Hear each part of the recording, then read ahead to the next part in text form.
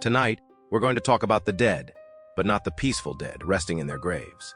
We're going to talk about the ones who don't stay buried, the ones who claw their way back from the darkness, their souls twisted by a terrible curse, their bodies driven by an insatiable hunger for the living.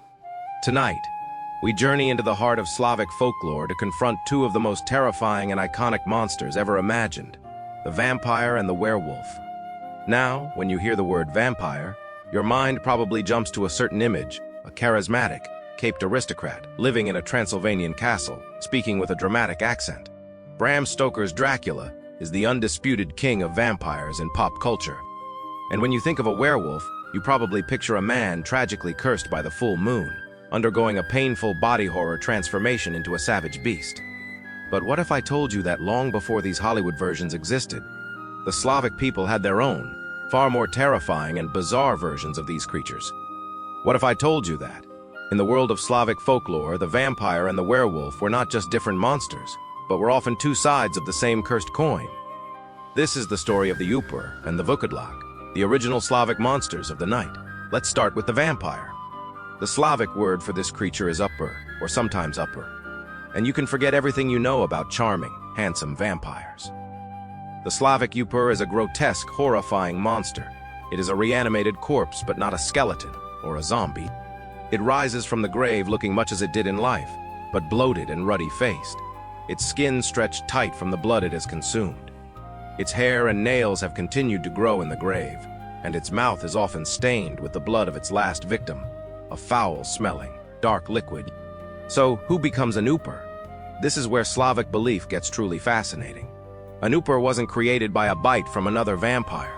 A person was destined to become one because of something that happened in their life, or in their death. The list of potential causes is long and strange.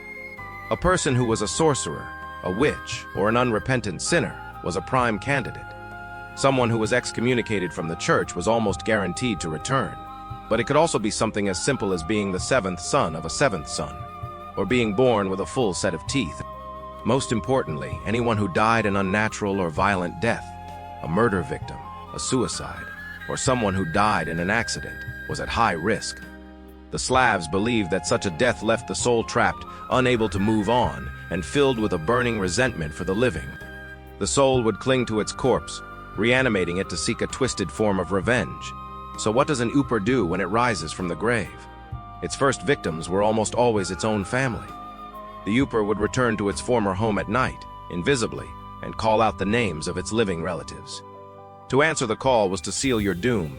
It would then proceed to drain their life force, not always by biting their neck, but often by drinking blood directly from their heart or internal organs.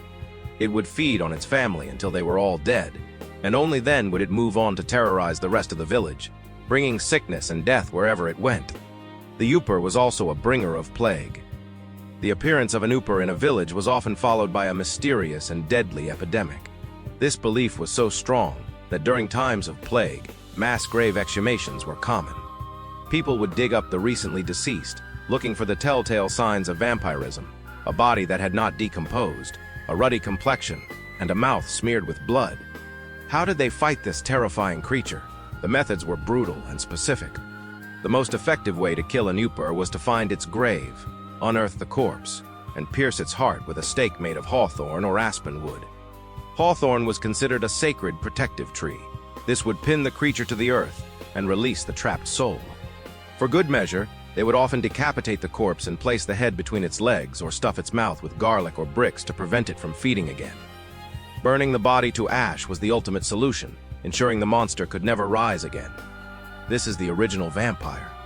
Not a tragic, romantic anti-hero, but a foul, pestilent corpse, a symbol of communal anxiety, a supernatural explanation for the very real horrors of disease and untimely death.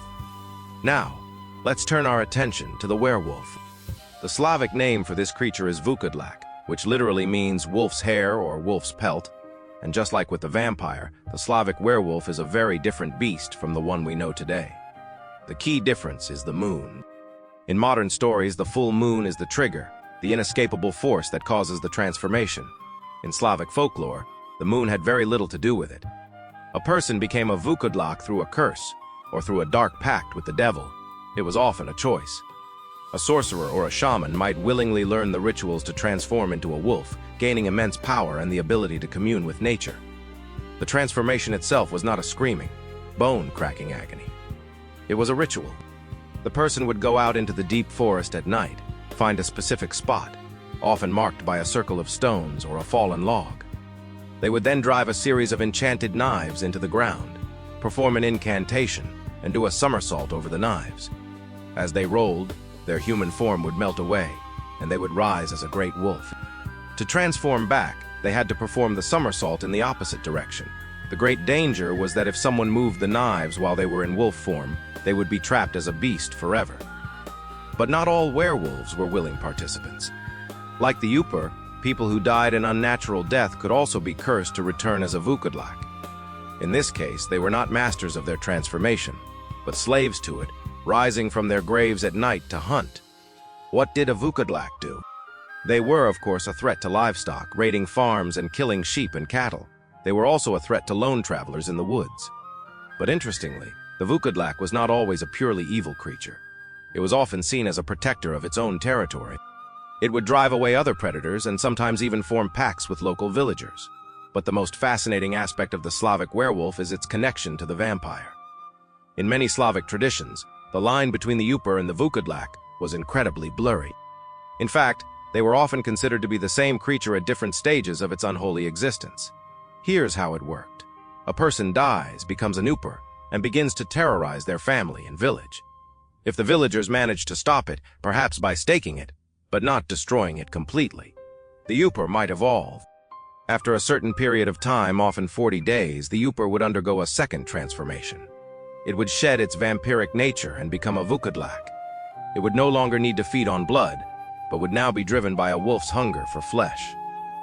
This idea of a monstrous life cycle is unique and terrifying. It meant that even if you thought you had dealt with a vampire problem, your troubles might be far from over. The monster could just be metamorphosing into a new, even more dangerous form. This connection was so strong that the methods for killing a Vukodlak were almost identical to those for killing an Upir. You had to find its grave, as many werewolves were also undead, and stake its heart with hawthorn or decapitate it. The belief was that both creatures were born from the same fundamental corruption, a soul that had been denied its peaceful rest. So why did these legends arise? What do the Upir and the Vukodlak tell us about the world of the ancient Slavs? They tell us about a deep and abiding fear of the boundary between life and death being broken. The Upir is a story about the fear of the dead, not staying dead. It is about the anxiety that those we have lost might not be at peace, that they might return, not as loving spirits, but as monstrous parodies of their former selves. In a world without modern medicine, where sudden death was common and the processes of decomposition were not fully understood, finding a corpse that looked unnaturally preserved could be a terrifying experience. The vampire legend provided an explanation. It was a framework for understanding and confronting the biological and psychological horrors of death. The Vukodlak, on the other hand, represents the fear of the boundary between the human and the animal being broken. It's about the wildness that exists just outside the safety of the village, but also the wildness that exists within the human soul. The idea that a person could shed their humanity and become a beast was a powerful metaphor for the dark, primal urges that civilization tries to suppress. The werewolf is the beast within, unleashed. Together, these two creatures paint a vivid picture of a world where every shadow held a potential threat. They were not just monsters, they were explanations. They were a way to give a name and a face to the deepest anxieties of a community: the fear of disease, the fear of sudden death, the fear of starvation, and the fear of our own inner darkness. The legends of the Upir and the Vukodlak are the raw, unrefined source material from which our modern vampires and werewolves were born. Over the centuries, these stories traveled across Europe, changing and evolving with each telling. The grotesque, blood-bloated Upir was gradually gentrified, transformed into the sophisticated, aristocratic Dracula. The ritualistic, shape-shifting Vukodlak was chained to the cycle of the full moon. But in these original Slavic tales, we can still find a primal horror that has been lost in the modern versions. There is nothing romantic about the Upir. There is nothing tragic about the Vukodlak. They are raw, terrifying forces of nature. They are the restless dead, crawling out of the cold earth, hungry and relentless. They are a powerful reminder that in the world of folklore, the night is dark and full of terrors that are all too real.